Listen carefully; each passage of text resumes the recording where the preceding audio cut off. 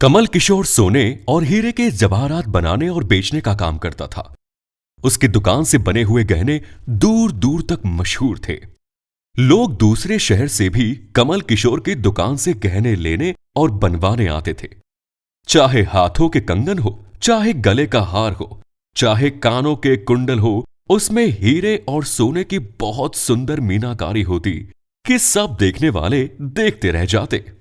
इतना बड़ा कारोबार होने के बावजूद भी कमल किशोर बहुत ही शांत और सरल स्वभाव वाला व्यक्ति था। उसको इस माया का इतना रंग नहीं चढ़ा हुआ था।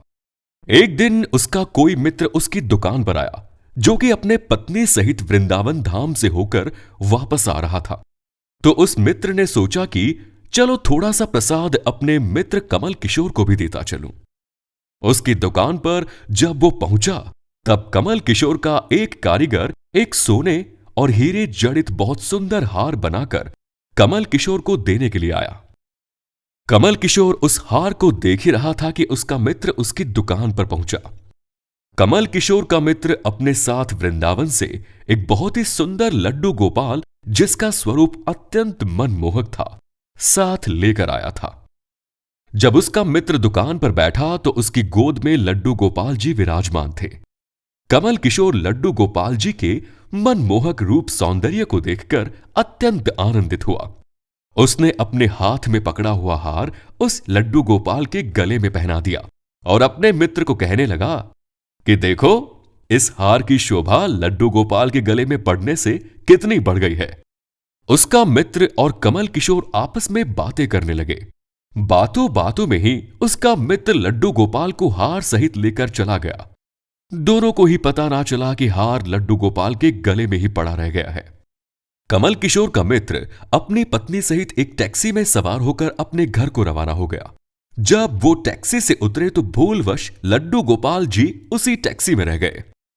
टैक्सी वाला एक गरीब आदमी था, जिसका नाम था बाबू, जो कि दूसरे शहर से यहां अपने परिवार का पालन पोषण करने के लिए टैक्सी चलाया करता था और वो टैक्सी लेकर आगे काफी निकल चुका था। आज उसको अपने घर वापस जाना था, जो कि दूसरे शहर में था।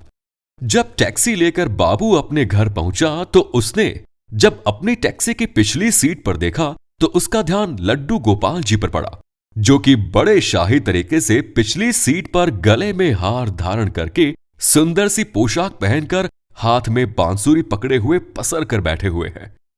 बाबू एकदम से यह देखकर घबरा गया कि ये लड्डू गोपाल जी किसके हैं, लेकिन अब वो अपने दूसरे शहर से अपने शहर आ चुका था, जो कि काफी दूर था और वो सवारी का घर भी नहीं जानता था।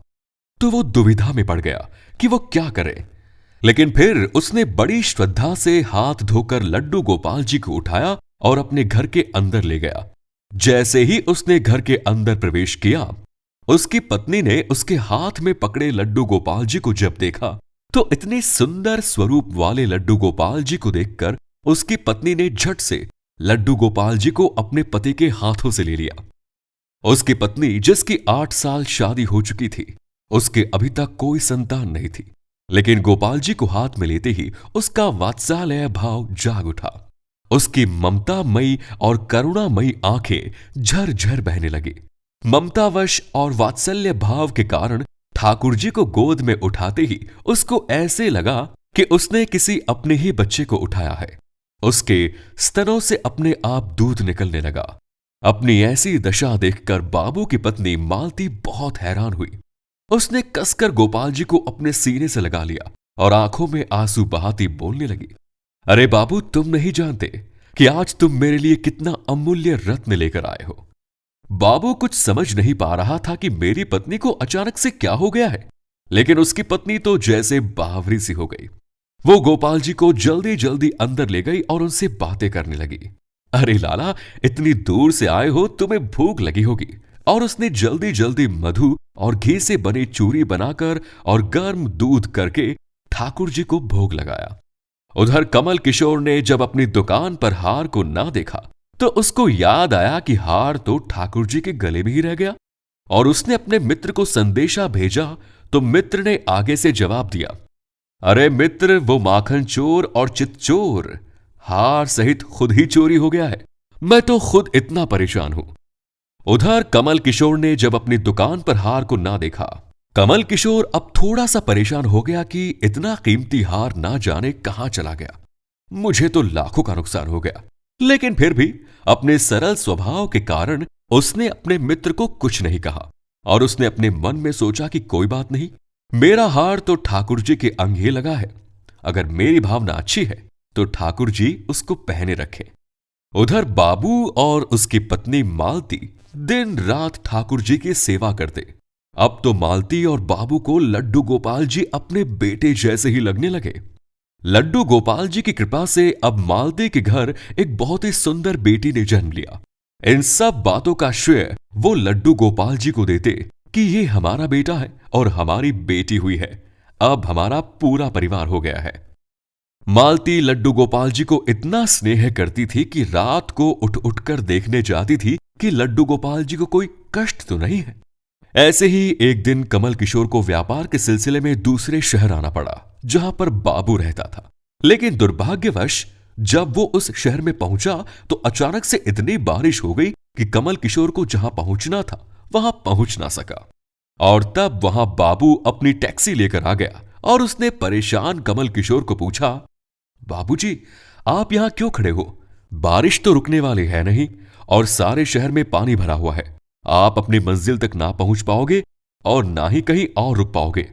मेरा घर पास में ही है, अगर आप चाहो तो मेरे घर आ सकते हो। कमल किशोर, जिसके पास सोने और हीरे के काफी गहने थे, वो अनजान टैक्सी वाले के साथ जाने के लिए थोड़ा सा घबरा रहा था। लेकिन उसके पास कोई चारा भी नहीं था और वो बाबू के घर उसके साथ टैक्सी में बैठकर चला गया। घर पहुंचते ही बाबू ने मालती को आवाज दी कि आज हमारे मेहमान आए हैं, उनके लिए खाना बनाओ।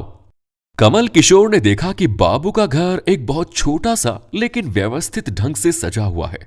घर में अजीब तरह के इत्र की खुशबू आ रही है जो उसके हृदय को आनंदित कर रही है। जब मालती ने उनको भोजन परोसा तो कमल किशोर को उसमें अमृत जैसा स्वाद आया। उसका बार बार ध्यान उस दिशा की तरफ जा रहा था जहां पर ठाकुर जी विराजमान थे। वहां से उसको एक अजीब तरह का प्रकाश नजर आ रहा था। तो हार कर कमल किशोर ने बाबू को पूछा, अगर आपको कोई ऐतराज ना हो तो क्या आप मुझे बता सकते हैं कि उस दिशा में क्या रखा है? मेरा ध्यान उसकी तरफ बार बार आकर्षित हो रहा है। तो बाबू और मालती ने एक दूसरे की तरफ मुस्कुराते हुए कहा कि वहां पर तो हमारे घर के सबसे अहम सदस्य लड्डू गोपाल जी विराजमान हैं। तो कमल किशोर ने कहा, क्या मैं उनके दर्शन कर सकता हूं? तो मालती उनको उस कोने में ले गई जहां लड्डू गोपाल जी विराजमान थे। कमल किशोर लड्डू गोपाल जी को और उनके गले में पड़े हार को देखकर एकदम से हैरान हो गया। ये तो वही लड्डू गोपाल है और ये वही हार है जो मैंने अपने मित्र के लड्डू गोपाल जी को डाला था। कमल किशोर ने बड़ी विनम्रता से पूछा कि ये गोपाल जी तुम कहां से लाए? बाबू, जिसके मन में कोई छल कपट नहीं था, उसने कमल किशोर को सारी बात बता दी कि कैसे उसको सौभाग्य से गोपाल जी मिले और उनके हमारे घर आने से हमारा दुर्भाग्य सौभाग्य में बदल गया। तो कमल किशोर ने कहा, क्या तुम जानते हो कि जो हार ठाकुर जी के गले में पड़ा है उसकी कीमत क्या है? तो बाबू और मालती ने बड़ी विनम्रता से हाथ जोड़कर कहा, जो चीज हमारे लड्डू गोपाल जी के अंग लग गई, हम उसका मूल्य नहीं जानना चाहते और हमारे लाला के सामने किसी हार का कोई मोल नहीं। तो कमल किशोर एकदम से चुप हो गया और उसने मन में सोचा कि चलो अच्छा है, मेरा हार ठाकुर जी ने अपने अंग लगाया हुआ है। अगले दिन जब वो चलने को तैयार हुआ तो बाबू उनको टैक्सी में लेकर उनके मंजिल तक पहुंचाने लगा। जब कमल किशोर टैक्सी से उतरा और जाने लगा तभी बाबू ने उनको आवाज लगाई कि जरा रुकिए, यह आपका कोई सामान हमारी टैक्सी में रह गया है। लेकिन कमल किशोर ने कहा, मैंने तो वहां कुछ नहीं रखा। लेकिन बाबू ने कहा कि यह बैग तो आपका ही है। जब कमल किशोर ने उसको खोलकर देखा तो उसमें बहुत सारे पैसे थे।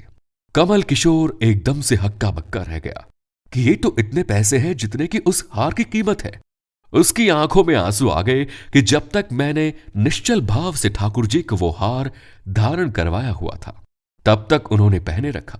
मैंने उनको पैसों का सुनाया तो उन्होंने मेरा अभिमान तोड़ने के लिए पैसे मुझे दे दिए। वो ठाकुर जी से क्षमा मांगने लगा, लेकिन अब हो भी क्या सकता था। तो इस कहानी का कथासार है दोस्तों, इसीलिए हमारे अंदर ऐसे भाव होने चाहिए कि उसमें अहंकार न होकर विनम्रता हो। और ठाकुर जी जैसा चाहते हैं वैसा ही होता है। हम तो निमित्त मात्र हैं। कौन ठाकुर जी को वृंदावन से लाया और किसके घर आकर वो विराजमान हुए, ये सब ठाकुर जी की लीला है। जिसके घर रहना है, जिसके घर सेवा लेनी है, ये सभी जानते हैं। हम लोग तो निमित्त मात्र हैं। बस हमारे भाव शुद्ध होने चाहिए। ठाकुर जी तो बड़े बड़े पकवान नहीं बल्कि भाव से खिलाई गई छोटी से छोटी चीज को भी ग्रहण कर लेते हैं। धन्यवाद।